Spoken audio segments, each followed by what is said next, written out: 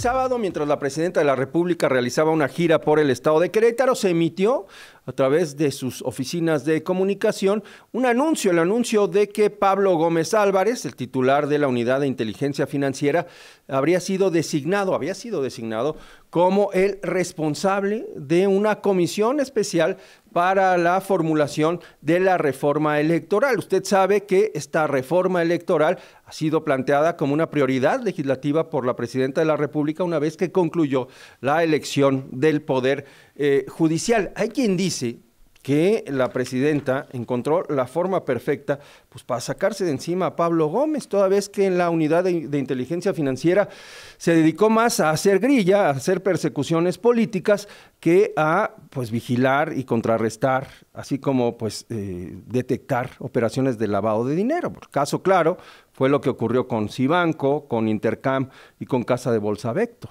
¿no? El Departamento del Tesoro de Estados Unidos se dio cuenta primero de estas operaciones antes que la Unidad de Inteligencia Financiera. Pero bueno, ese no es el tema importante, o quizás sí.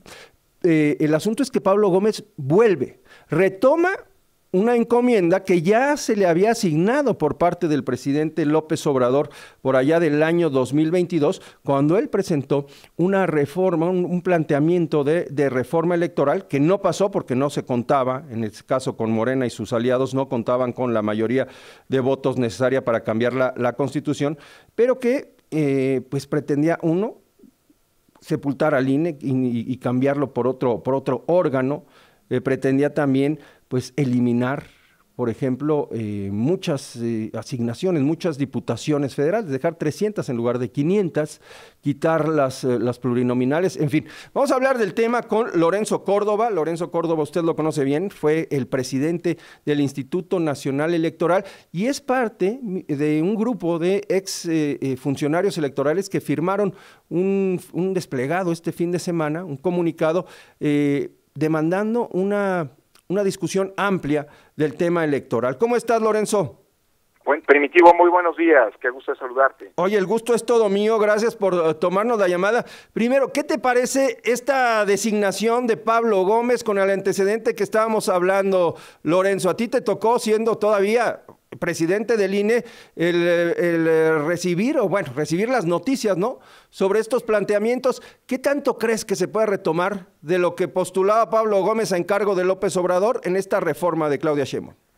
Bueno, Primitivo, a mí me tocó la relación con Pablo Gómez en muchos sentidos. Sí. A Pablo Gómez lo conozco bien como interlocutor, primero porque cuando llegué como consejero al IFE en 2011 y en los el primer año de mi presidencia ya como INE, Pablo Gómez era el representante del Partido de la Revolución Democrática.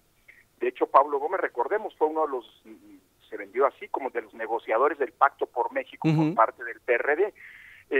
Más tarde, a Pablo Gómez, mencionaba hace un momento que la Unidad de Inteligencia Financiera se dedicó a hacer grilla, decías.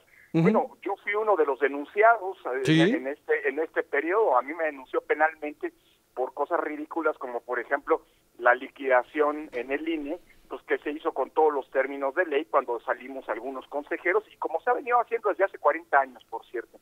Pero bueno, en efecto, Pablo Gómez, sabemos ya cuáles han sido los planteamientos. A Pablo Gómez, junto con Horacio Duarte, el presidente López Obrador, le dejó, digamos así, carta blanca, digamos, luz verde, para que pudiera redactar una reforma electoral. Y la que mencionabas, la que se conoció coloquialmente como el Plan A y que fracasó por la reacción que en su momento tuvo el INE, pero también por la movilización ciudadana que salió a las calles a defender a su instituto, a su sistema electoral, pues la oposición se amarró al mástil y no le dio los votos que se necesitaban para poder aprobarla, tratándose de una reforma constitucional. Pero los grandes ejes allí están, es decir, y creo que pues es probable que se repitan ahora. Pero lo importante es que esta comisión pues se convierta en un espacio de diálogo, de interlocución, como debería ocurrir con una reforma electoral. Fíjate que desde 1996, Primitivo, ninguna reforma electoral ha sido planteada desde el gobierno. Siempre han sido pedidas de por las oposiciones como una manera de mejorar los problemas, de mejorar las condiciones de la competencia, de fortalecer la vigilancia sobre la actuación de las autoridades electorales, etcétera. Entonces, digamos, una reforma que se plantea, como lo ha hecho López Obrador primero y ahora Claudia Sheinbaum desde el gobierno, pues es una reforma que ve por los intereses del propio gobierno y del partido gobernante. Ojalá y esto no sea así. En este documento que ayer circulamos, varios exconsejeros y exconsejeros, exconsejeras y exmagistrados y magistradas electorales, es decir, quienes en los últimos 30 años hemos sido responsables de instrumentar las reformas, pero también de aplicar o de resolver las controversias en materia electoral, pues estamos repitiendo la misma solicitud que hace una semana, recordarás, varios hicimos en un pronunciamiento público que, por cierto, se llevó varias menciones en la mañanera, por parte del Instituto de Estudios de la Transición para la Transición Democrática, del cual algunos de los firmantes ayer pues, también formamos parte, como José Waldemar, Leonardo Valdés, Ciro Murayama y un servidor. Y lo que estamos planteando en ambos documentos es pues, que haya la importancia del diálogo, de que en una materia tan técnica y tan complicada, pero tan sensible políticamente como la electoral, pues haya una escucha con distintos actores, las autoridades electorales, los expertos en la materia, la academia, la sociedad civil y por supuesto los partidos políticos. Si vamos a una reforma, más allá de lo que se plantea como contenidos y como ejes de sugerencias, digamos, que tenemos que mantener y que mejorar en el ámbito electoral, si una reforma se convierte, electoral se convierte, como ha ocurrido con la judicial y muchas otras, en una mera imposición unilateral desde el oficialismo, pues entonces vamos a tener problemas. Una reforma electoral debería tener el consenso de todos los actores políticos, que son los que se van a someter a esas reglas del juego para acceder al poder y a los espacios de representación, ¿no? Entonces el primer gran punto que estamos planteando es el diálogo. ¿Será Pablo Gómez un interlocutor? Bueno, pues ojalá.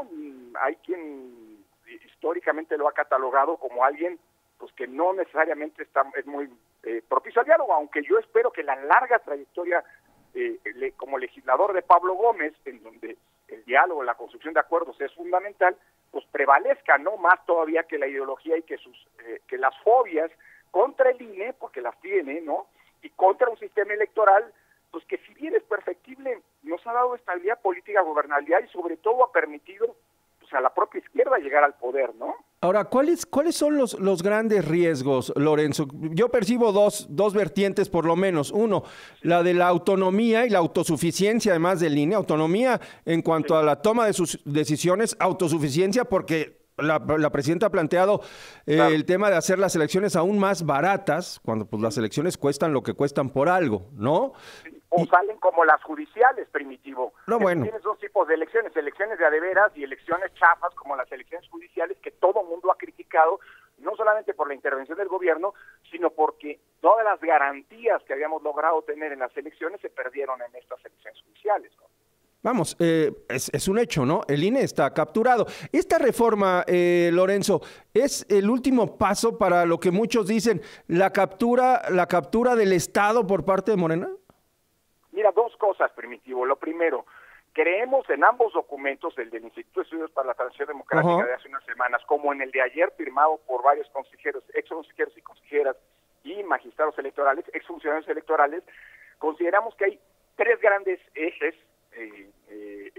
planteados de distinta manera, pero tres grandes ejes que deberíamos preservar. El primero es el que mencionas, el de la autonomía del INE. El segundo es el de la equidad entre los partidos políticos. Y el tercero es el de las condiciones, digámoslo así, que nos permiten pues tanto la libertad del voto por un lado como por otro lado la certeza, la transparencia en torno a los procesos electorales, es decir, en pocas palabras, que no se hagan fraudes. Y que sobre la base de eso deberíamos mejorar lo que se tiene, cambiar lo que se tenga que cambiar, pero no reinventar el agua tibia. Es decir, el sistema electoral mexicano es suficientemente robusto y nos ha permitido, insisto, este largo periodo de estabilidad política y de garantías democráticas en la elección. Pero, y por otro lado, en segundo lugar, en efecto, pues mira, si tú ves la obra de devastación de la institucionalidad democrática que se ha operado en el último año, pues lo último que falta para revertir el proceso que nos llevó décadas, al menos 30 años, de transición a la democracia, para dar paso y culminar una transición al autoritarismo, es justamente lo electoral. Ya se capturó el Poder Judicial a través de su reforma y de elecciones que, pues lo vimos con los acordeones, llevaron a los cargos, al menos en las altas cortes, a los altos tribunales, a quienes quería el oficialismo, ¿no? A quienes palomeó el oficialismo y puso en sus acordeones. Ya se terminó de militarizar la seguridad pública, ya toda la Guardia Nacional, que es la responsable de la seguridad pública a nivel federal, forma parte del ejército y está integrada por militares. Ya se ampliaron por enésima ocasión las condiciones de la prisión preventiva, ¿no? Algo, por cierto, que va en contra del sistema interamericano de derechos humanos, como lo ha dicho la Corte de Costa Rica, digamos, la Corte Interamericana de Derechos Humanos. Ya se desaparecieron a los autónomos que les resultaban incómodos. Bueno, ya lo único que falta es la captura del final, digamos, ¿no? Hoy tenemos un INE y un tribunal muy condescendiente. Sí, vamos, en los hechos hay una incondicionalidad, ¿no?, de las mayorías en el INE y en el Tribunal Electoral del Poder Judicial de la Federación. Lorenzo, necesito hacer una pausa. ¿Me aguantas un par de minutos para concluir con la plática? Con mucho gusto, Primitivo. Gracias, volvemos después de mensajes. Continuamos en Grupo Fórmula y seguimos platicando con el doctor Lorenzo Córdoba Vianello, expresidente del Instituto Nacional Electoral. Nos decía Lorenzo del retroceso que ya se está registrando sin la necesidad de una reforma electoral. Es decir, en los hechos, la forma en que el INE, en que el Tribunal Electoral del Poder Judicial de la Federación, al final se han convertido en un aval de pues las acciones del gobierno y de las irregularidades cometidas como ocurrió en la elección judicial. Sí, en efecto, mira, yo creo que desde la elección de 2024 el Tribunal Electoral y el INE claudicaron a ser o al menos la mayoría de sus integrantes, de ser un auténtico árbitro y un vigilante y garante de que las prohibiciones y las condiciones de equidad en las elecciones prevalecieran. Ahí está la irrupción documentada, pero al final del día ignorada de parte del presidente López Obrador en el proceso electoral pasado, o bien el aval que tanto para quien hoy nos preside, la presidenta Claudia Sheinbaum, como también la principal candidata opositora, hicieron las autoridades electorales para que arrancaran de manera anticipada e ilegal su campaña. Es decir, los órganos electorales hoy pues han renunciado a ser, digámoslo así, estos árbitros y garantes de la equidad. Sin embargo, las condiciones del voto, es decir, el modo de organizar las elecciones, pues todavía sigue siendo garantizado por el Servicio Profesional Electoral. Por cierto, un servicio que el Plan A, aquel que redactó en su momento Pablo Gómez, plantaba desaparecer. O bien las elecciones siguen teniendo hoy en el padrón electoral que resguarda el INE, la principal base de datos del país, un elemento de garantía que nos permite que solamente hay una persona, cada ciudadano emite un solo voto, que quien vota sea quien tiene que ser, etcétera, etcétera. Por cierto, un padrón electoral que en el Plan A se le quitaba al INE seguramente para dárselo a Gobernación. Entonces, todos estos, es decir, todos los problemas que hoy tienen las autoridades electorales, insisto, que parecen más preocupadas por, condescender con el oficialismo que no para ejercer su función de arbitraje y de garantes de la imparcialidad en las elecciones, pues eso es que puede incluso ser el menor de los problemas si se acaba con una futura reforma electoral. Olvídate de capturando, como se hizo con los jueces a través de la elección, a los consejeros y a los magistrados, sino que además puede desmantelarse la capacidad operativa, es decir, esta gran capacidad de despliegue de organización electoral que durante décadas hemos venido construyendo, y se puede perder una pieza valiosísima para la garantía democrática de las elecciones, como es el padrón electoral. Por cierto, ya en riesgo y en una discusión a propósito de la introducción de la curva biométrica. Así es. Entonces, todos estos elementos se pueden acabar conjugando para un adiós definitivo a una, organización de elecciones en clave democrática en donde tengamos elecciones justamente auténticas. Esos son los grandes riesgos, además de que, como algunos han mencionado, pues la reforma electoral sería pues ya la última de las reformas con las que pasaríamos a un control y a un ejercicio autoritario en toda la línea de parte del Estado. Es decir, volveríamos a las épocas en las que el gobierno o una entidad absolutamente subordinada y controlada por el gobierno sin capacidades técnicas y profesionales sea responsable de organizar elecciones, en donde volveremos, como pasó con las elecciones judiciales, por cierto, a saber con certeza de antemano quiénes son los ganadores. Es decir, lo que logramos construir en la democratización de México fue que sabías con certeza cuáles eran todas las reglas, los procedimientos que se iban a seguir para las elecciones, pero no sabías quiénes eran los ganadores. No, bueno, esa es la regla de oro de la democracia, ¿no? O sea... Exactamente, al menos hasta que las autoridades electorales salían a dar los resultados preliminares. Entonces ahí ya se aclaraba todo. Pero ahora volveremos a la época en la que es muy probable, si no se hace una reforma que realmente fortalezca, es decir, eso es importante, Primitivo, ni desde el Instituto de Estudios para la Transición Democrática, ni los exconsejeros y consejeros, ni los exfuncionarios electorales que hemos firmado estos dos documentos, uno hace unas semanas y el otro ayer, estamos en contra de una reforma electoral, pero queremos una reforma electoral que mejore lo que tenemos y que siga siendo, digámoslo así, garantía de elecciones democráticas. Entonces, avancemos, ojalá, por esa ruta y no perdamos lo último, pues que nos permite seguirnos llamando, definiendo, aunque de manera bastante acotada, todavía una democracia, al menos por lo que hace, insisto, al acceso al poder, ¿no? Por la vía de los votos libremente emitidos por los ciudadanos. Oye, Lorenzo, hay dos menciones, dos postulados que parecen muy sexys para sustentar esta reforma. Uno, que la democracia es muy cara, entonces hay que quitarle dinero. Y la otra, que que los políticos tienen que hacer campaña y entonces hay que quitar la representación a través de las llamadas plurinominales. ¿Se vale, es positivo que se quiten plurinominales y que se elimine este tipo de representación y dejar solamente aquellas candidaturas legislativas al Senado, a la Cámara de Diputados por voto directo? Mira, Primitivo, voy por partes. Primero, es falso que las elecciones cuestan mucho en México, cuestan más que en otros países, son las que más cuestan en el mundo. Claro que cuestan, pero porque ha costado mucho remontar la desconfianza y las acusaciones tan fáciles con las que los partidos políticos cuando pierden una elección dicen fraude, fraude. Por cierto, lo siguen haciendo a pesar de todo lo que hemos avanzado. Entonces, abaratemos las elecciones todo lo que sea necesario, pero sin perder calidad y sin provocar, como ocurrió en las elecciones judiciales por el recorte que le aplicó Morena al INE, pues que los ciudadanos no tengan una casilla cerca de donde de donde viven, digamos, ¿no? Entonces, fuera de eso, racionalicemos todos los gastos, incluido en el sistema de partidos, pero tampoco volvamos a las épocas en las que los partidos de oposición no tenían recursos y entonces las elecciones en realidad no eran competencia entre partidos y candidatos y candidaturas, sino más bien entre la oposición y el gobierno, porque pues eso no es una elección democrática. Entonces, eso por lo que hace al dinero. Por lo que hace a la representación proporcional, pues si el problema es que los candidatos de representación proporcional no hacen campaña, pues pongámoslos a hacer campañas.